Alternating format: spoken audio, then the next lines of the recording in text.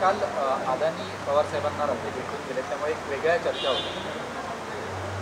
उद्या मुकेश अंबानी भेटतील, उद्या टेस्लाचे जे प्रमुख आहेत ते भेटतील, उद्या बिल गेट्स भेटतील।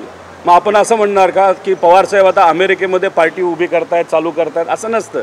पवार साहेबांचं नेहमी एक मत राहिलेलं आहे की शेतकऱ्याला ताकद दिली पाहिजे, मजुराला ताकद दिली पाहिजे, पण त्यांच्या मुलाली त्याच गोष्टी केल्या पाहिजे असं नाही।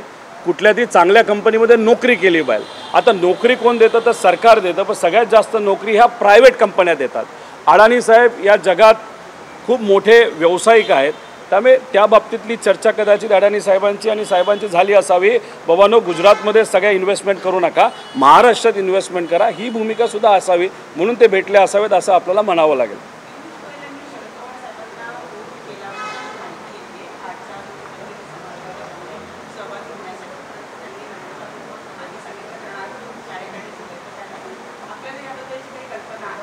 नाही, आत्ताच साहेबांना भेटण्यासाठी मी सुद्धा चाललेलो आहे।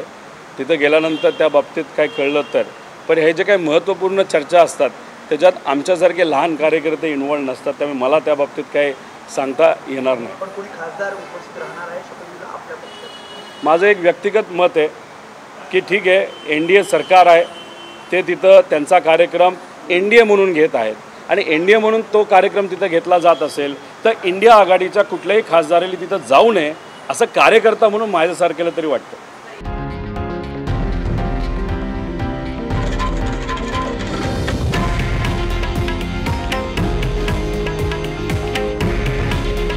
हे आहे देशातील नंबर 1 न्यूज नेटवर्क आणि आपण पाहत आहात TV9 मराठी। काळजी तुमची, हित महाराष्ट्राचं।